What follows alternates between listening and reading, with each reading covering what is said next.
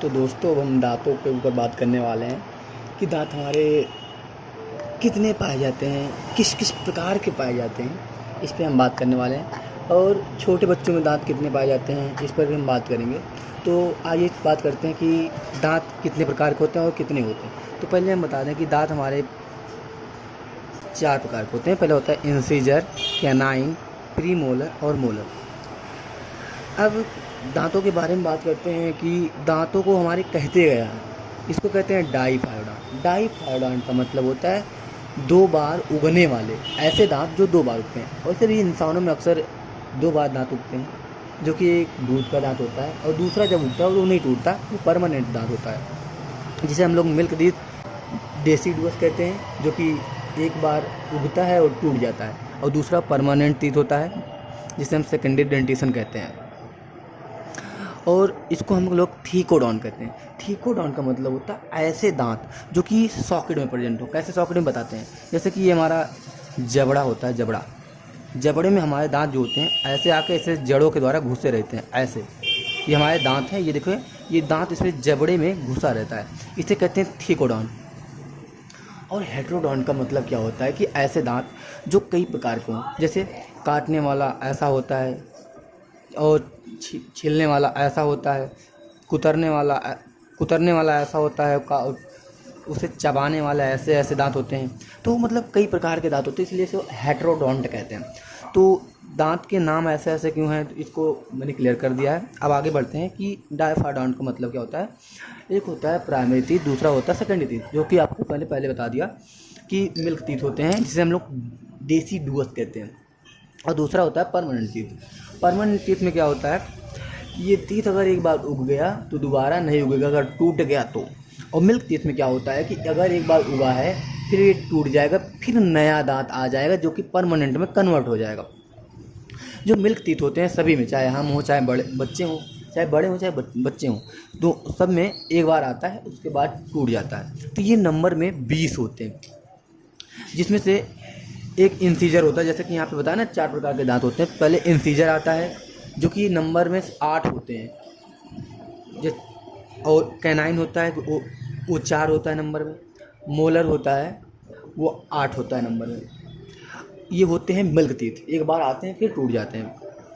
अब हम बात करते हैं सेकेंडरी डेंटिशन में, क्योंकि दोबारा जब आ गए ये 20 दांत फिर आ जाते हैं और इसी में जुड़ जाते हैं। ये 20 दांत आते हैं और इसी में फिर जुड़ जाते हैं। फिर 12 दांत जो होते हैं इसमें होता है प्रीमोलर 8 होते हैं, पूरे जबड़े में ऊपर नीचे मिलाकर।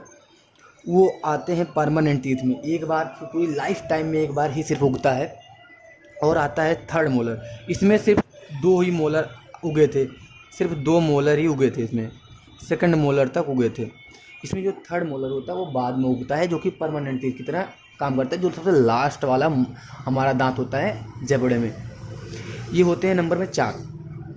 तो आप समझ गए ना, 20 दांत जो होते हैं मिल्क टीथ होते हैं, और 12 जो होते हैं परमानेंट टीथ होते हैं, और 20 ये एक बार टूट कर फिर से इसी में जुड़ जाते हैं, परमानेंट टीथ बन जाते हैं कि अगर टूट गए तो दोबारा नहीं आएंगे।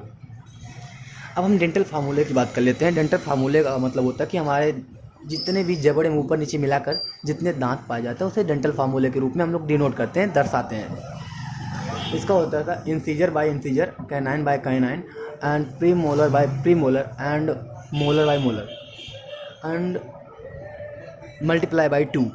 जैसे कि इंसीजर, कैनाइन, प्रीमोलर और मोलर, इसे को हम 2 बार ऊपर नीचे लिखेंगे, उसमें से 2 से गुणा कर देंगे ऊपर नीचे, फिर हमारा आ जाएगा 32 दांत। तो देख लेते हैं कैसे होता है। ये एडल्ट में जो होता है 2 होता है इंसीजर। हम ऐसे बात कर रहे हैं जैसे कि ये जबड़ा हमारा पूरा हमारा एक जबड़ा है नीचे वाला, तो नीचे वाले जबड़े में हम सिर्फ आधे जबड़े की बात करते हैं। ये आधा जबड़ा यहाँ लिखा होता है ऊपर की तरफ, और ये आधा जबड़ा इधर वाला ये यहाँ लिखा होता है। तो मतलब आधे आधे 2 जबड़े लिखे हुए हैं यहाँ पे, इसीलिए 2 से मल्टीप्लाई करेंगे, मतलब कि ऊपर भी ऐसे ही जबड़ा होगा ना एक, तो उसको भी आधा आधा ही काटेंगे। तो हम लोग ये आधे जबड़े की बात करते हैं इधर वाले की, तो इसे ऊपर लिखेंगे, और जो इधर वाला आधा जबड़े की बात करेंगे इधर लिखेंगे, और ऊपर वाले जो 2 जबड़े हैं आधे आधे जबड़े हैं, एक जबड़ा ऊपर है एक जबड़ा नीचे है, तो उसको 2 से मल्टीप्लाई इसीलिए कर देते हैं ताकि 32 दांत पूरे हो जाएं। तो इंसीजर होता है ये एक साइड में 2, ये दोनों इंसीजर हैं। ये कैनाइन है जो नुकीला है, ये प्रीमोलर जो 2 हैं और ये 3, 1 2 3, ये जो बन नहीं पाया है ये तीसरा है, इसे कहते हैं मोलर।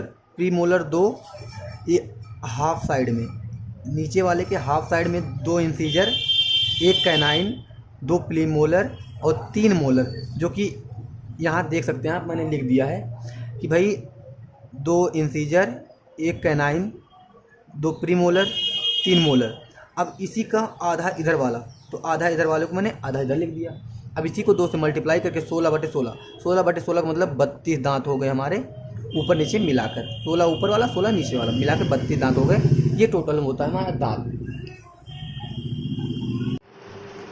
जैसा कि हमने एडल्ट में देखा कि 32 टीथ होते हैं, अब हम देखने वाले हैं कि बच्चे में कितना टीथ होते हैं। तो बता दें हम आपको कि बच्चों में 28 दांत होते हैं, जिसमें से 2 इंसीजर, 1 कैनाइन, 2 प्रीमोलर और 2 मोलर होते हैं। जैसा कि हम बता दें कि ये ऊपर वाला जो डिनोट करता है कि नीचे वाले जबड़े का हाफ जबड़े को बता रहे हैं हम। फिर ये जो नीचे वाला है ये पूरा हाफ जबड़े का हो गया, ये दोनों मिलाकर हाफ जबड़े के हो गए, तो ये हो गए पूरा एक जबड़े का। एक जबड़े में होते हैं 14 दांत, नीचे की तरफ 14 दांत, ऊपर की तरफ 14 दांत, तो 14 28 दांत होते हैं छोटे बच्चों में 16 साल के।